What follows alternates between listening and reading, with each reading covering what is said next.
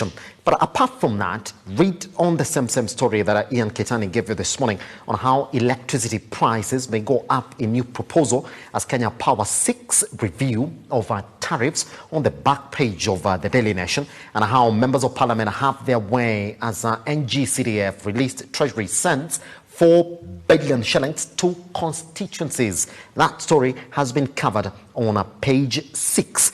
But then, on the sidelines of that, we do have how a village is in shock. The story about the former CS Education Magoha's passing.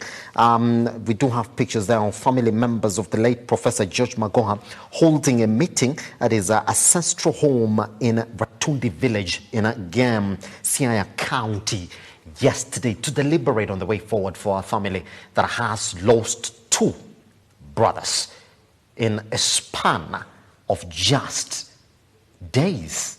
Ketani, it's really quite a somber mood right there. Let me just pick your sentiments. I did see, I don't know whether I got my facts right, I did see Dr. Rosalina Kombe tweet yesterday that Uhuru Kenyatta had called on Matiang'i to make sure that CS Magoha gets befitting send-off. Did you see something like that? Yes. Oh yeah, by the way, you saw it, yeah? Yeah, I saw it. But Ketani, how did you make sense of that? It sort of puts the government on the spot as well, because we all know that Magoha was a cabinet secretary during former President Uhuru Kenyatta's reign, and now, according to those reports, he has mandated the former internal security CS, that is Fred Matiang'i, to lead the committee to oversee that Magoha gets a proper send-off.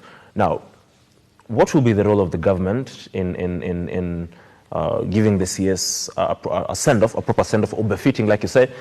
And will they now come together? Will there be a committee from that is being led by Fred Matiang'i and another one led by the government, or will they come together? It sort of throws the government into the frying pan, because we're yet to hear, by the way. Yeah. Personally, I'm yet to hear from the government on what are the plans to give Magoha a proper send-off, because as well, we of course saw leaders going to Magoha's home yesterday and Lavington to condole with the family, and I was waiting to see the deputy president, that is Rigathi Gachagua, to show up, but maybe he will be there today. We of course know the president is not in the country, but he will be jetting back anytime soon, so it puts the government on the spot. Yeah. It's interesting then, we've not really, the president is not in the country, that we do know, and you'd like to maybe have expected that plans on what the burial of the former CS is going to look like would have come from the government, but we haven't seen that, as Ketani was saying. Do you think we would have expected a more comprehensive message from the president regarding how the plans are from the government side to give him a befitting send-off as a former government official?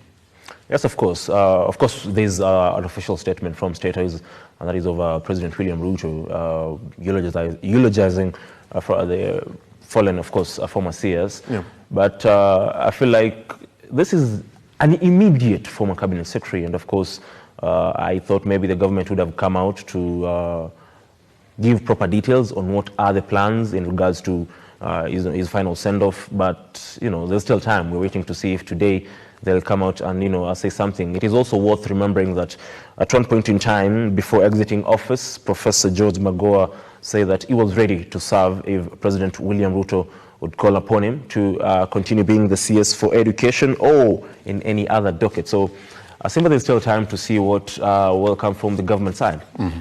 Pretty much, man. Right, that story again.